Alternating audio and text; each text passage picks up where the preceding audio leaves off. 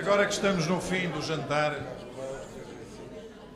nós vamos ter uma nova intervenção e vamos ter uma intervenção de alguém que é das pessoas mais bem preparadas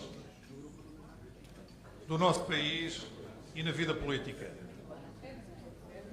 De alguém que será e é o cabeça de lista para as eleições europeias que se realizarão em maio. De alguém que honra o PSD e honra os eleitores. De alguém que nós sabemos que conhece bem o país, a Europa e o mundo. De alguém que tem ideias claras e firmes sobre Portugal e sobre a Europa. De alguém que, quando nós ouvimos, parece sempre que o ouvimos pela primeira vez. E eu passo a palavra ao professor Paulo Rangel.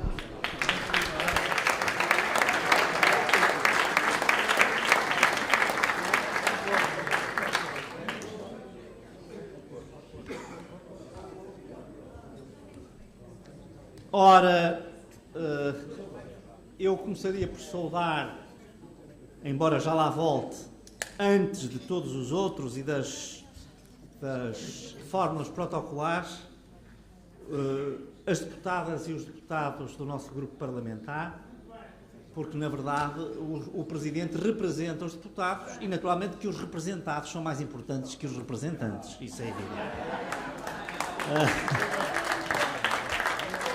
E, portanto, caros colegas, digo assim porque estamos no mesmo ofício, embora em sítios diferentes, caro Presidente do Grupo Parlamentar, Fernando Negrão, caro Vice-Presidente do Parlamento Europeu, Ramon Valcárcel, caro Coordenador da Comissão de Desenvolvimento Regional do Parlamento Europeu, Lambert van Nistelrooy, e caríssimos colaboradores, caríssimos jornalistas, eu queria naturalmente começar por agradecer aos deputados do PSD por me terem convidado para estas jornadas num momento tão decisivo para Portugal e para a Europa. Terei de começar por homenagear os nossos colegas deputados com uma versão de uma canção ligeira portuguesa que eu acabo de remasterizar e que foi imortalizada pelos chutos, dizendo assim: as saudades que eu já tinha da minha alegre casinha, meu Deus, como é bom voltar ao nosso grupo parlamentar.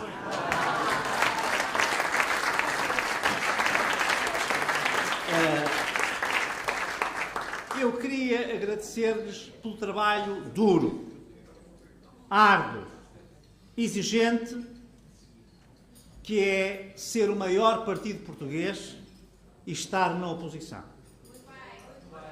E estar a fazer uma oposição certeira e oportuna, mas que também é responsável e madura. E, portanto, eu queria agradecer a cada deputada e a cada deputado pelo modo como têm sabido interpretar e representar este sentimento crescente de insatisfação, de inconformismo e de indignação dos portugueses com o governo da geringonça, ou talvez, dizendo melhor, com a geringonça do governo. E há algo que eu acho que já posso antecipar no estado a que chegamos, é que se olharem bem para o estado em que está o país, isto já não é um governo, isto já é só uma geringonça. E para vermos isso, eu começaria pelas funções de soberania. E talvez vá ficar por elas porque teremos espaço para algum diálogo a seguir.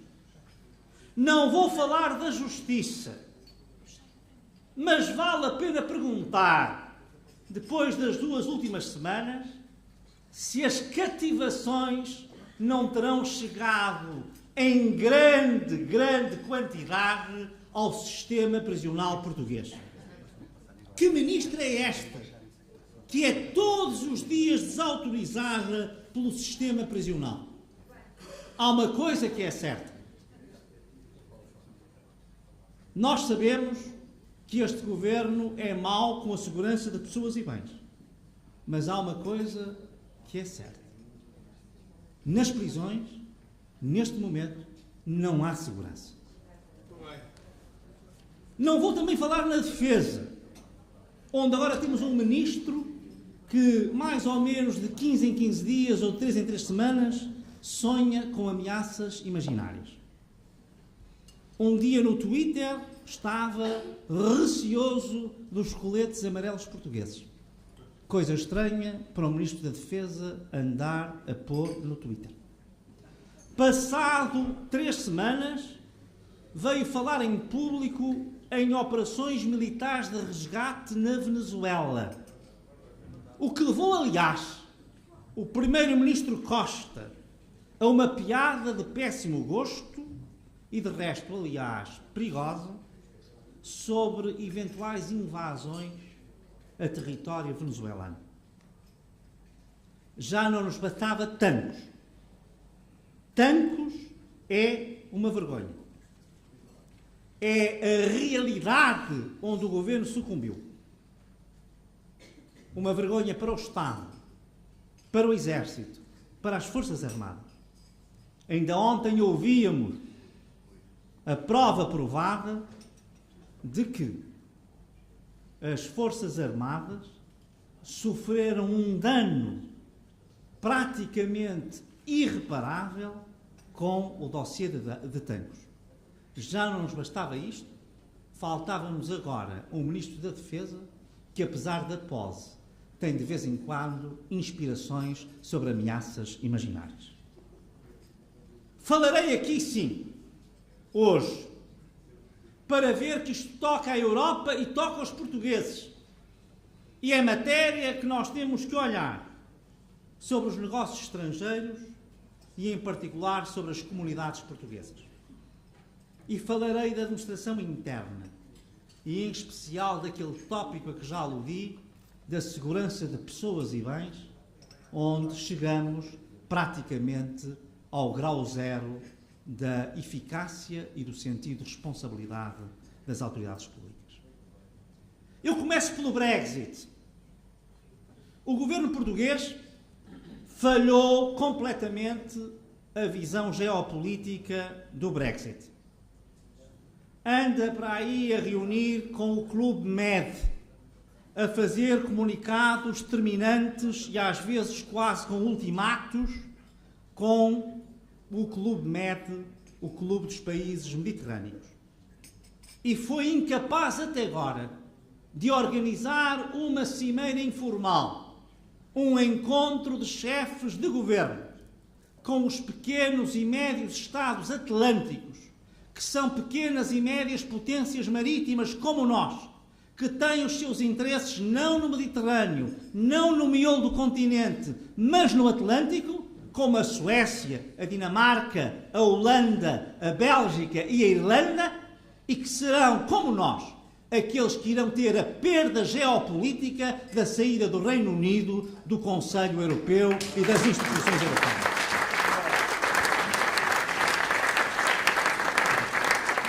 Ora, este governo que é incapaz de olhar para a dimensão atlântica, que é porventura a mais importante das nossas dimensões externas, é o mesmo governo que não é capaz de, no curto prazo, assegurar os interesses, a proteção dos interesses e dos direitos dos cidadãos e das empresas portuguesas. Eu queria só que tomassem nota disto. Não há um único estudo do governo português, sério, detalhado, devidamente fundamentado, sobre o impacto em cidadãos, em empresas e na economia, designadamente nas exportações e no turismo, o impacto do Brexit. Não há um estudo público sobre esta matéria. Há um estudo de uma confederação empresarial, mas que nós saibamos, o interesse nacional não é suscetível de privatização. e não compete às confederações empresariais definir qual é o interesse nacional para os cidadãos portugueses que habitam no Reino Unido, para as empresas que têm aí comércio e grande atividade, ou até para a economia em geral, penso eu aqui, essencialmente, no turismo e nas exportações.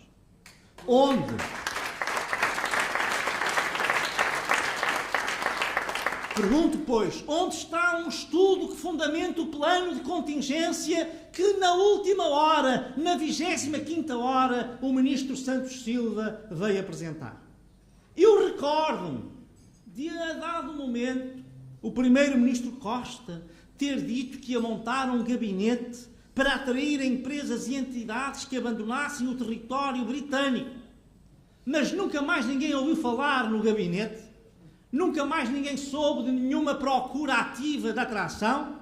Conhecemos sim um episódio, mas é triste, rocambolesco e diz tudo sobre o que é este governo, que é o célebre caso do Infarmed e da Autoridade Europeia do Medicamento, que aliás já provocou várias vítimas, entre elas uma secretária do Estado dos Assuntos Europeus e a presidente do Infarmed.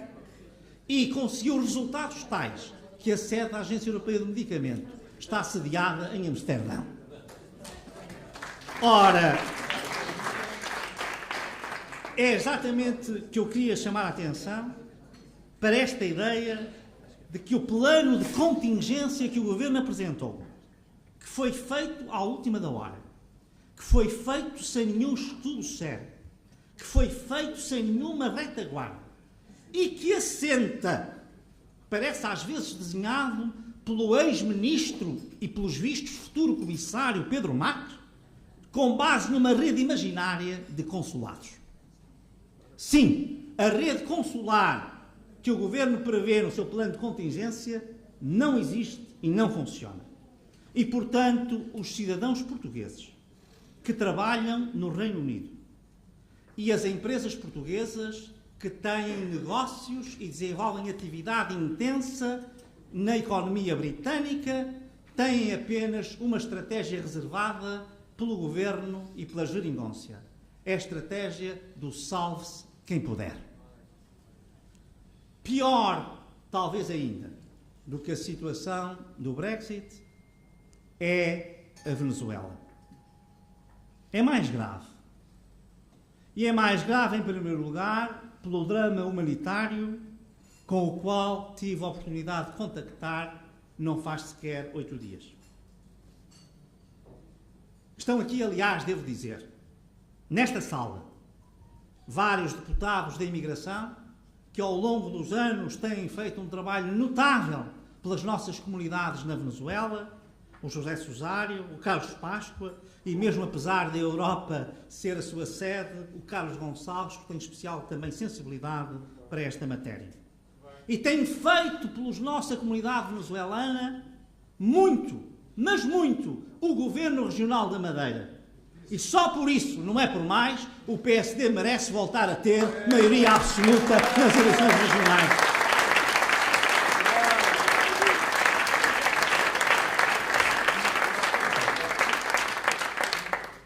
Eu devo dizer que a forma como este Governo tratou a questão da Venezuela, para usar a linguagem mais elegante e menos, diria eu, intrusiva, menos agressiva, numa situação que é tão séria que não podemos brincar com ela, aquilo que o Governo fez ao longo destes anos, destes 3 anos, é aquilo a que eu chamo uma diplomacia de pantufas ou uma política de veludo.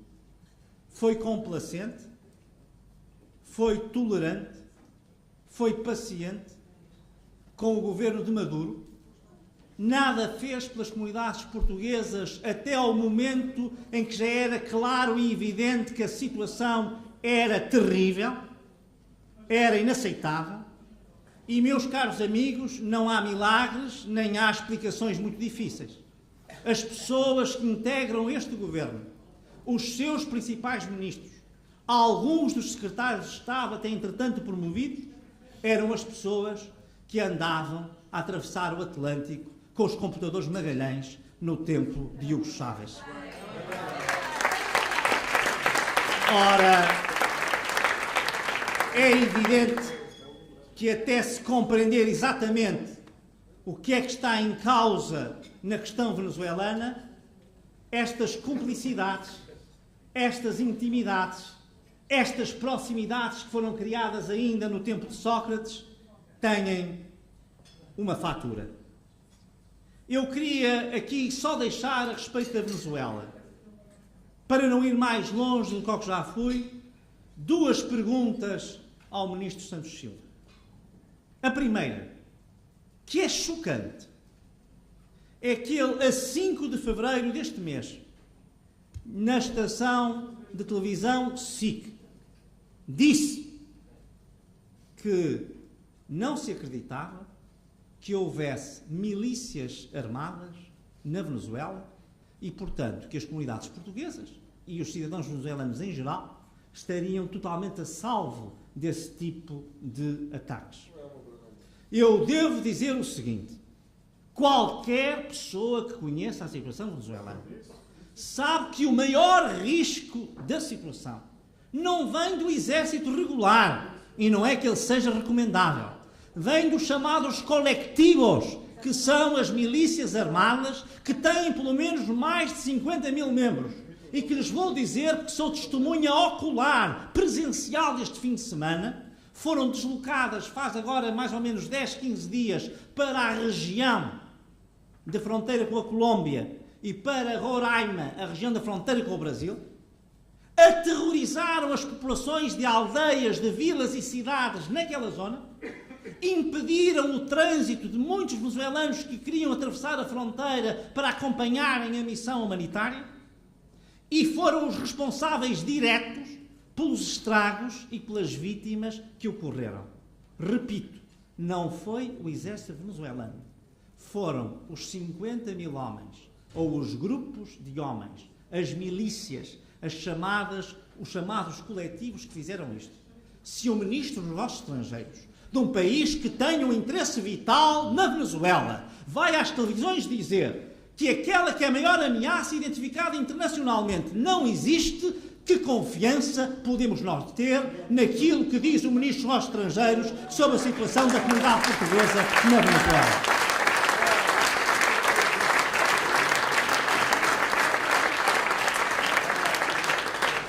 E queria fazer uma segunda pergunta. Nós sabemos, neste momento, são números oficiais e independentes, que o patamar de deslocados, isto é, de refugiados venezuelanos na América do Sul, está a cerca dos 3 milhões e 400 mil, portanto 3 milhões e meio de refugiados, dos quais 1 milhão e 100 mil estão na Colômbia, provavelmente 700 mil estão no Peru. Entre estes refugiados, 3 milhões e meio, entre estes refugiados, não existirão portugueses? Eu ouvi, caras colegas e caros colegas, o Presidente da República, quando recebeu o Presidente do Peru, dizer que havia portugueses entre os 700 mil refugiados que estavam no Peru. Eu pergunto, o governo português nunca nos falou de luso-descendentes ou portugueses residentes na Venezuela que estivessem entre os refugiados. Se eles existem, estão identificados?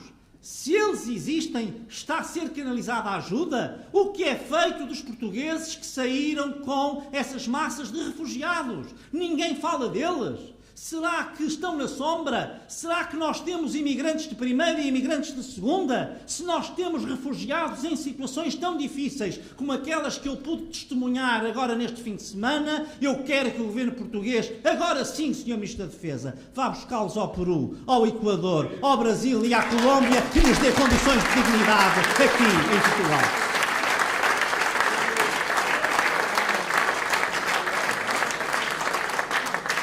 Caros amigos, terei de passar agora da matéria dos negócios estrangeiros, que, como veem, é matéria que diz respeito a todos nós, não é uma coisa etérea nem esotérica, para a segurança das pessoas e dos bens.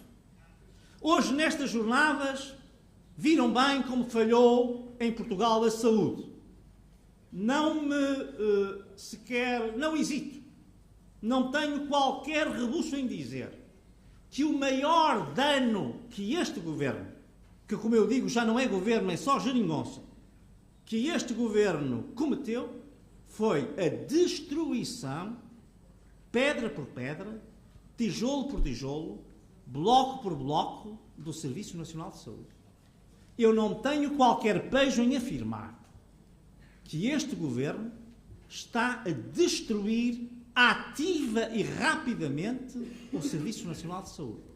E o conseguiu conduzir a uma situação que nem nos tempos mais difíceis da Troika alguma vez esteve prestes de acontecer. Mas eu não vou deter-me aí. Não faltarão oportunidades.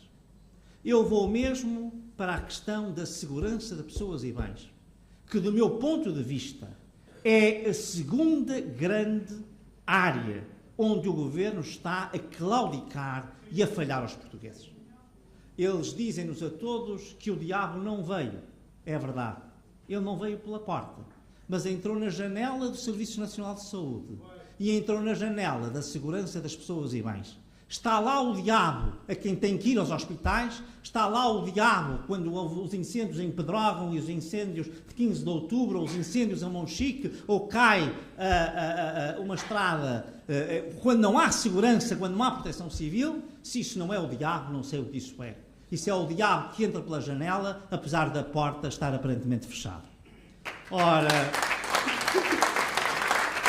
eu vou dizer-vos, foi Pedrógão, foi o 15 de outubro, foi Monchique, foi a estrada de Borba.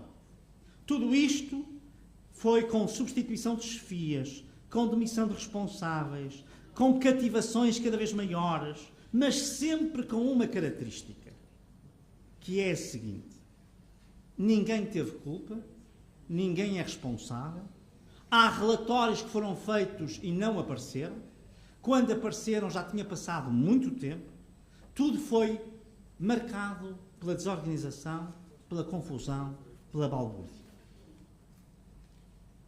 Um país que não é capaz de assegurar aos seus cidadãos a proteção das suas vidas, da sua integridade física e da integralidade dos seus bens, é um país que está a falhar na missão essencial do Estado, que é justamente garantir a segurança das pessoas. Segurança não é apenas contra os crimes. Segurança é eu andar na rua e não ter medo que uma ponte caia. Segurança é, apesar de haver um incêndio grave, eu saber que não vão morrer 60 pessoas. Segurança é eu saber que numa instalação do Estado, que é uma instalação de defesa, não há roubos misteriosos cujo deslinde ninguém é capaz de fazer. Isso é que é segurança de pessoas e bens. E o mais chocante aqui, e era aqui que eu queria chegar, é que os acidentes aconteceram em Pedrógão. Não foi um acidente, foi uma tragédia. A tragédia que era uma tragédia única e irrepetível, repetiu-se a 15 de outubro. Em Monchique não se repetiu a tragédia humana, mas a tragédia em termos de perda de bens e de criação de instabilidade pessoal repetiu-se. Seria ao menos esperar que um governo que não é capaz de assegurar aos seus cidadãos, não é capaz de garantir estes bens essenciais, ao menos quando tratasse da reabilitação, da recuperação, da reconstrução, fosse eficiente, fosse altamente capaz de rapidamente repor a ordem e traduzir, digamos, confiança e até, eu diria, respeito pelas pessoas que perderam vidas ou que perderam bens. Muitos portugueses fizeram donativos, deram dinheiro, deram bens. Houve uma mobilização nacional para a reconstrução e para a reabilitação. Esperava-se então uma gestão escrupulosa, metódica, transparente e rápida. não é só uma questão de eficiência, é uma questão, como eu dizia, de confiança, de respeito nas pessoas. Pois, meus caros amigos, se nós olharmos para o que esta geringonça, que já nem parece um governo, hoje fez, aquilo que nós verificamos é que continua a novela da reconstrução. São fraudes e atropelos uns atrás dos outros. É a total desorganização a respeito da recuperação destas situações. Já não bastava o desastre que aconteceu às pessoas. E o governo foi incapaz de, numa altura em que ao menos não pode dizer que foi surpreendido, tinha todas as condições de dar uma resposta célere, organizada, que não suscitasse nenhuma dúvida e que não desse origem a fraudes sistemáticas e a desconfianças permanentes. Meus caros amigos, quem era o ministro responsável pela reabilitação e pela reconstrução, aquele de quem se esperava que fosse uma espécie de novo Marquês de Pombal, que regresse o Pedrógão, etc., era o ministro Pedro Marques. O ministro Pedro Marques, que agora é candidato, ou por outra, diz que é candidato ao Parlamento Europeu, porque está hesitante sempre que se lhe pergunta se quer ser deputado europeu ou se quer ser comissário. Até aqui era um ministro que era candidato e agora é um candidato que é comissário. Faz lembrar uma célebre, já que eu comecei com uma célebre canção de António Variações, Só Estou Bem Onde Não Estou. Porque é um ministro que não estava bem como ministro e é natural, depois do fracasso que teve, seja na ferrovia, seja na reconstrução de Pedrógão, e agora não está confortável como candidato. Pois, meus caros senhores, para usar uma expressão de conhecidos humoristas, esta espécie de ministro candidato-comissário, comissário-candidato-ministro, foi também o responsável pelo Fundo de Solidariedade da União Europeia e pela sua gestão. Para os incêndios, nós fizemos aprovar a atribuição a Portugal de mais de 50 milhões de euros para repor as lesões patrimoniais sofridas por pessoas, por empresas e até por entidades públicas. Pois este ministro tomou 50%, 26 milhões de euros da ajuda que era para as vítimas, para a reposição dos danos materiais que tinham sofrido, e alocou-os a despesas burocráticas da administração central. Claro, há muitas formas de cativar, e uma é pegar num fundo que a União Europeia criou para apoiar as vítimas, e aqui podiam ser pessoas, podiam ser empresas, e até podiam ser entidades públicas que, por exemplo, tinham perdido o seu equipamento, o seu quartel de bombeiros, ou eventualmente uma escola, ou eventualmente um parque infantil, que são lesões de entidades públicas, era investir na administração, mas que eram lesões patrimoniais resultantes dos incêndios, e isto serviu para vir cobrir os buracos do ministro Centeno, a comprar computadores, a comprar equipamentos e a pagar despesas da administração central que nada tem a ver com os incêndios e nada tem a ver com as vítimas.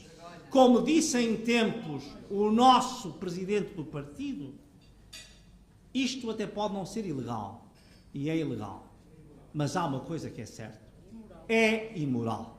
E o autor desta imoralidade tem um nome, é o ministro candidato comissário Pedro Marques. Foi ele que fez a alocação dos fundos de solidariedade da União Europeia.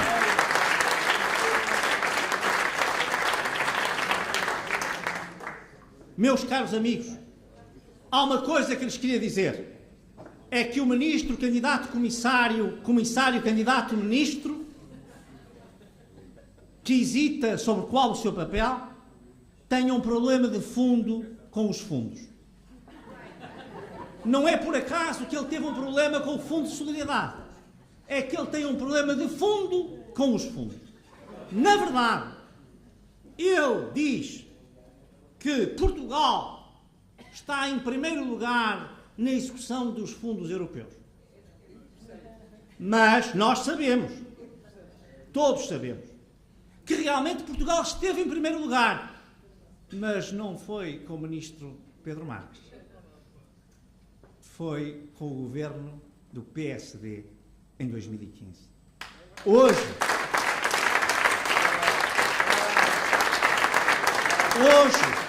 na execução dos fundos comunitários, que diga, porque é que nós estávamos em primeiro lugar? Porque tínhamos estado na Troika e o único investimento público que tínhamos, meus caros amigos, era o investimento comunitário. E por isso nós levávamos a sério a execução dos fundos. Mas estes senhores em 2016 já iam em terceiro e agora já estão em quarto em termos absolutos. Porque em termos percentuais, onde ele diz que estamos em segundo, nós estamos em sétimo.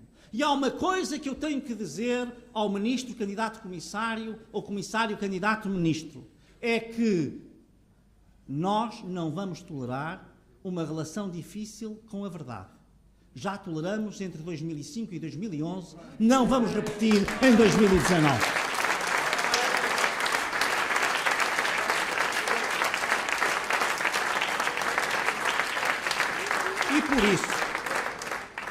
E por isso, e com isto termino, lhes devo dizer, depois desta descrição, em especial do que tem sido a atuação na área da segurança e da proteção civil, na área da reabilitação, na área da reconstrução, na gestão dos fundos do candidato Pedro Marques, eu percebo porque é que ele não quer fazer debates connosco.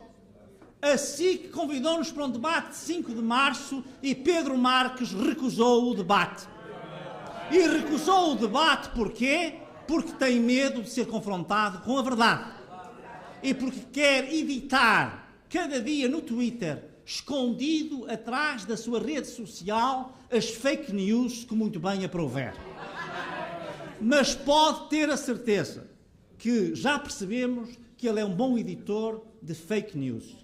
Mas nós estamos cá para o combater. E por isso desafiamo-lo. Venha fazer um debate connosco. Nós não temos medo de ser confrontados. Nós não temos medo de medir os nossos padrões com os padrões do Partido Socialista. Porque nós fizemos, no passado, uma política responsável e estamos preparados agora para fazer uma política não apenas responsável, mas criadora de um verdadeiro crescimento e prosperidade para o país.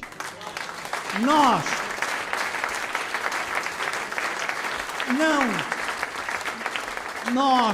não temos medo de debater. Nós não temos nada a esconder. Quando houve sacrifícios, nós não mentimos. Dissemos que havia sacrifícios. Quando foi preciso cumprir as metas europeias, nós dissemos, vamos perder alguma coisa para cumprir as metas europeias. Estes senhores disseram, nós conseguimos cumprir sem nenhum sacrifício. Está aí o desmantelamento do Serviço Nacional de Saúde, a desorganização e a incúria na segurança de pessoas e bens, o que se passa nas prisões, o que se passa em tanques, o que se passa na educação, o que se passa com todas as classes profissionais descontentes, está aí bem para mostrar que esta gente não está a falar a verdade aos portugueses. E, portanto, nós não temos nenhum problema e eu desafio daqui, em qualquer uma das suas qualidades, seja a de ministro, seja a de candidato, seja a de comissário, venha Pedro Marques debater connosco, que nós não temos medo de debater consigo.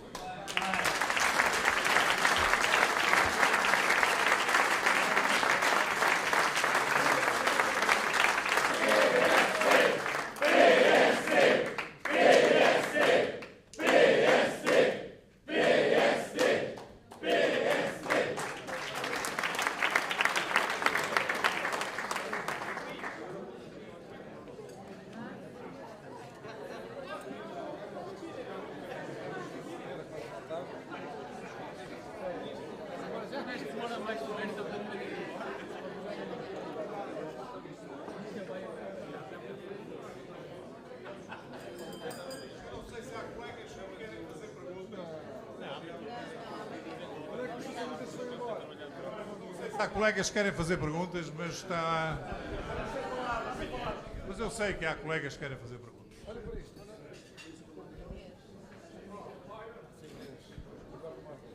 Regina Bastos, faz favor.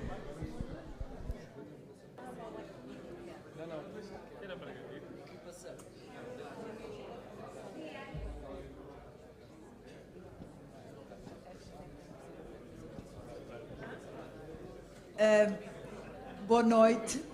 Uma primeira palavra ao nosso presidente do grupo parlamentar, Dr. Fernando Negrão, para em si agradecer, na sua pessoa, agradecer a realização destas jornadas parlamentares e dizer-lhe que estamos num momento de esperança e num momento de relançamento e de construção de uma alternativa à geringonça, ao governo geringonça, como acabou de dizer o nosso companheiro Paulo Rangel.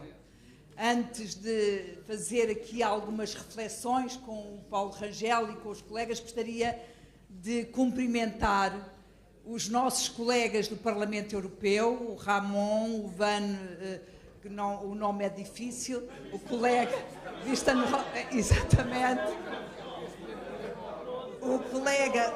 o colega Zé Manuel Fernandes, a Rosário, mulher do Ramon, e dar-lhes as boas-vindas a este nosso convívio, que é um convívio de família. Eu começaria por dizer, Paulo Rangel, que depois de eu ter visto ao vivo a fazer aquele discurso lendário, memorável, histórico, da claustrofobia democrática, todos os dias que o ouço e cada vez que o ouço, me surpreende e, como disse o Fernando Negrão, faz com que se aprenda e com que eu aprenda e com que veja um político de uma dimensão realmente muito especial e que nos orgulha a todos. Queria dizer-lhe isto e dizer-lhe que tem sido uma honra e um privilégio fazer parte do percurso que fiz consigo nesta carreira política. Muito obrigada por isso. É caso também para dizer, Paulo Rangel, que se ponha a pau o candidato a deputado e candidato a comissário, seu adversário direto, porque realmente vai ter muito que explicar daquilo que não fez e daquilo que fez mal e daquilo que anda a apregoar que o governo faz. Eu gostaria agora, só para a reflexão nacional e europeia, falar um pouco do Brexit e um pouco daquilo que tem sido o comportamento do atual governo e dos agentes da geringonça relativamente ao Brexit. Ainda esta semana ouvimos vários protagonistas que têm um papel direto na sociedade civil portuguesa a dizer-nos que há enorme preocupação com a falta de previsão do que vem aí, da previsão que tem a ver com o lado britânico, com a incerteza que está, enfim, patente a todos do lado britânico e da questão da House of Commons, que está numa indefinição verdadeiramente preocupante, e depois a questão de não sabermos exatamente qual é o plano de contingência que o atual governo tem para acudir à situação dos nossos portugueses, da comunidade no Reino Unido, quer na economia e nas nossas empresas. Um desses sendo capturado e que a situação do turismo no Algarve relativamente à comunidade britânica, de turistas britânicos e de residentes britânicos, é verdadeiramente preocupante. Gostaria de saber, Paulo Rangel, qual é a nossa postura relativamente a um governo que está permanentemente a pôr pachos de água quente em cima de tudo que é problema. Nós temos feito uma sindicância, uma exigência permanente relativamente às respostas que o governo tem que dar. Eu lembro-me a nossa colega Rubina Berardo, que na Comissão dos Assuntos Europeus tem sido absolutamente insistente a pedir o estudo de impacto, que não se fez, o estudo de contingência, que é absolutamente irrisório e ilusório. é para nós uma preocupação. Outra preocupação tem a ver com a comunidade venezuelana portuguesa, que espera de nós e espera sobretudo da União Europeia um papel atuante. E o papel da União Europeia e a forma como a União Europeia reconheceu o presidente, o atual presidente, autoproclamado presidente, foi exemplar. Mas nós temos uma situação geopolítica que nos põe muitas interrogações, Paulo Rangel. A questão de a Turquia ser um aliado da União Europeia no fluxo, na contenção dos fluxos migratórios, com acordos financeiros importantes para acolher uns milhões, um número razoável de refugiados que vêm em direção ao continente europeu e que estão neste momento a ser, digamos assim, acolhidos na Turquia, a mesma Turquia que está ao lado da China contra o atual governo de Guaidó. A questão é para nós preocupante, o desenrolar desta situação. Finalmente, quadro financeiro plurianual é para nós uma questão de honra. O PSD assinou com o atual governo um acordo para juntos, ou seja, os dois maiores partidos terem uma voz ativa, o maior partido português, o PSD, dar um apoio absolutamente inequívoco ao atual governo para exigir junto de Bruxelas a manutenção dos fundos comunitários que estão no atual quadro financeiro. A situação é para nós absolutamente da vontade, de legitimidade e de total autoridade para apontar o dedo à má negociação do governo e do seu adversário, candidato a comissário, candidato a deputado ao Parlamento Europeu, para exigir que o envelope financeiro destinado a Portugal não perca um cêntimo em relação àquela que foi a verba do quadro financeiro ainda em vigor. Muito obrigada. Obrigado, Regina. José Cesário, faz favor. Eu vou ser muito breve, meu caro Presidente. Paulo, eu quero cumprimentar-te pelo trabalho que tens feito, já agora também o José Manuel Fernandes, grande deputado do Parlamento Europeu, que nos orgulhamos todos muito. Mas quero cumprimentar-te sobretudo pela sensibilidade com que tens exercido estas funções. E demonstraste-o aqui hoje, ao trazer exatamente para o debate esta questão da Venezuela, que é uma questão política forte, mas é uma questão humana de enorme impacto. Eu enviei-te há pouco um comunicado da Associação de Médicos Luso-Venezuelanos que demonstra bem o modo absolutamente demagógico como o Governo tem conduzido este dossiê. Esta associação rompeu um acordo com o Governo, acordo este que tinha sido anunciado com pompa e circunstância, apenas por um facto, é que o Governo é incapaz, tem sido absolutamente incapaz de cumprir coisas mínimas, que é o envio de medicamentos para a Venezuela. É apenas isto. E já agora dou-te nota de mais duas ou três questões. É bom que se saiba que neste momento, na Venezuela, há menos idosos portugueses a serem apoiados pelo ASIC, Apoio Social a Idosos Carenciados, do que havia em 2015, quando nós estávamos no Governo. Há menos. Como há menos pessoas a serem apoiadas pelo Programa de Apoio Social a Imigrantes Carenciados. É bom que se saiba isto. E ainda outra coisa, o Carlos Páscoa está aí. Ele esteve ainda não há muito tempo em Boa Vista, está de Roraima. É um dos pontos onde há maior concentração exatamente de refugiados. Alguns são lusodescendentes. Ora bem, qual é a jurisdição, o posto consular que tem jurisdição exatamente sobre Roraima? É o nosso vice-consulado de Belém do Pará. Não deixa de ser curioso, isto demonstra bem o modo como o Governo conduz estas coisas, que neste momento este posto consular não tem chefia. O Governo não é capaz sequer de nomear um responsável por este posto. Como é que é possível, neste momento, assegurar a proteção consular a qualquer cidadão português que tenha ali um problema?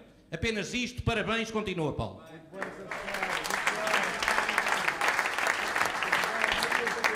Obrigado, José Cesário. Carlos Gonçalves, faz favor. Muito obrigado. Acho que hoje é o dia das comunidades portuguesas também aqui no jantar do grupo parlamentar. Eu gostava, em primeiro lugar, de saudar o Paulo Rangel, saudar também o José Manuel Fernandes e a presença deles nas listas, e nomeadamente o cabeça de lista Paulo Rangel.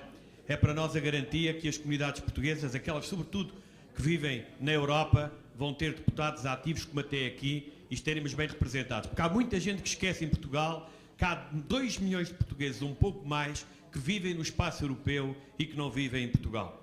E estes deputados têm tido um acompanhamento das suas próprias realidades, porque na Europa ter a cidadania europeia dá um conjunto de direitos, e o que diga a comunidade portuguesa no Reino Unido, que vê agora a importância que tinha ser nacional da União Europeia. E, portanto, é para nós muito importante não só as palavras, que queria agradecer, mas estar num jantar de um grupo parlamentar num momento decisivo como este, que precede um ato eleitoral, como é as eleições europeias, e o nosso cabeça de lista iniciar a sua intervenção falando das comunidades portuguesas. Isto demonstra o que é o Partido Social Democrata, que é um partido que conta com todos os portugueses e que os seus discursos relativamente à diáspora não são apenas circunstâncias.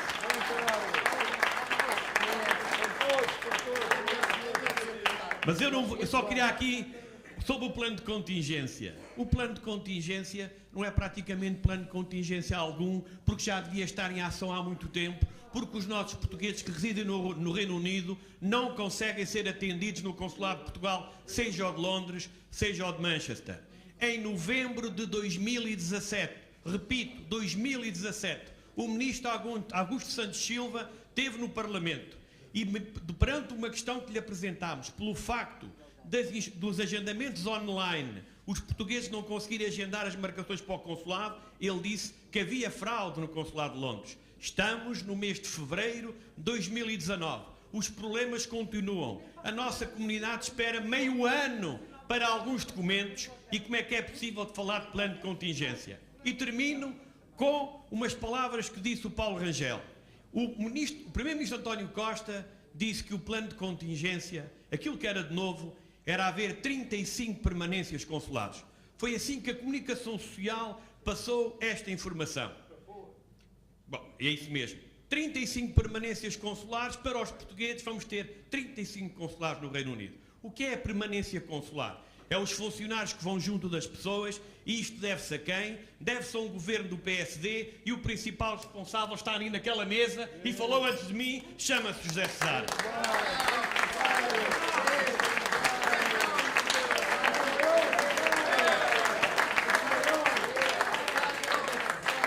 E vejam bem, são 35, mas o ano passado havia 31 permanências consulares.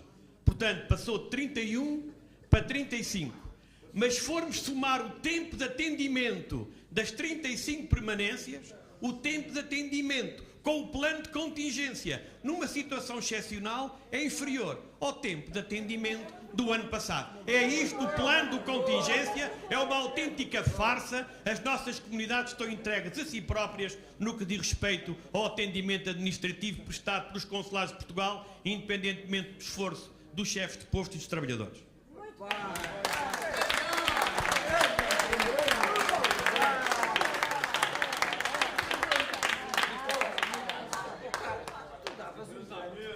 Bom, caros colegas, iria ser muito breve na resposta a estas perguntas, até porque muitas delas vieram só, basicamente, digamos, documentar e complementar algumas afirmações que fomos fazendo, mas queria só sublinhar duas coisas e, em particular, queria chamar a atenção dos jornalistas presentes para isto. Uma é a total impreparação de Portugal para o Brexit. Total impreparação. Ficou claríssimo aqui. Não era difícil. há ano e meio, há 2 anos, ter criado uma brigada especial de emergência, de contingência, como lhe quisessem, para tratar deste assunto. Com as novas tecnologias disponíveis, isto seria ainda mais fácil. Nós não sabemos o que vai acontecer daqui a um mês. Estamos praticamente a 30 dias certos de ocorrer o Brexit. Mas se houver um não acordo, as comunidades portuguesas vão estar numa situação extremamente delicada. E é caso para dizer, uma vez que estamos a citar hoje entre a música e os humoristas, não havia necessidade. Era possível ter feito de outra maneira, é possível fazer de outra maneira. Segundo ponto, que eu gostava que os jornalistas tomassem nota, porque eu sei que muitas vezes no meio de tanta... o governo realmente está a trabalhar tão mal, são tantas as coisas que quando podem pegar, que é natural que algumas escapem. Mas notem bem,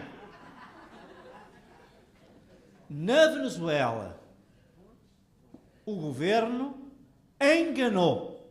Eu vou chamar a atenção até cronológica. Eu escrevi 2 artigos sobre a Venezuela no verão, já há muito tempo que tinha escrito umas coisas menores, mas 2 de fundo, e só depois disso é que apareceu no Jornal Público um artigo de fundo a explicar que afinal estavam a fazer coisas maravilhosas há 3 anos, embora nunca tivessem dito que as tinham feito até então. E aquilo que se vê no terreno é que nada foi feito. A comunidade portuguesa está ao abandono, porque não se quis mexer com o governo de Maduro. E neste momento, há uma coisa que eu digo e digo aqui solenemente, que é preciso que nós façamos pressão. Quem esteve nas zonas de refugiados sabe. A situação é grave. Não é grave, é gravíssima. E há portugueses lá. Nós temos condições, já que não podemos salvar todos, de ao menos irmos lá resgatar os portugueses. A não ser que eles não queiram, o que obviamente também é um direito que lhes assiste. Mas temos o direito temos a obrigação de, no Equador, no Peru, no Chile, na Colômbia, no Brasil, irmos ao terreno, identificarmos quem lá está, temos condições para isso e dar a essas pessoas uma vida um pouco mais decente do que aquela que elas estão a viver agora.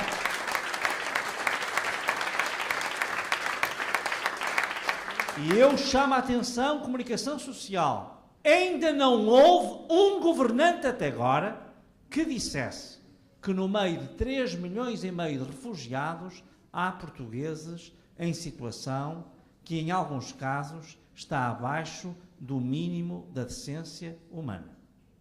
Só houve uma pessoa que falou nisso, e que falou nisso na primeira vez, e diga-se a verdade, ao de leve, foi o Presidente da República, na segunda-feira, quando recebeu o Presidente do Peru aqui em Portugal. Mais ninguém. Este silêncio é ensurdecedor. Nós não podemos ter pessoas no estado de desespero que eu pude ver na passada sexta-feira e no passado sábado e estarmos aqui como se nada estivesse a acontecer. Até pode acontecer que sejam poucos, mas também pode acontecer que sejam muitos. O que é intolerável é que nós não saibamos quantos são, quem são e que eles estejam abandonados à sua sorte. Isso é intolerável.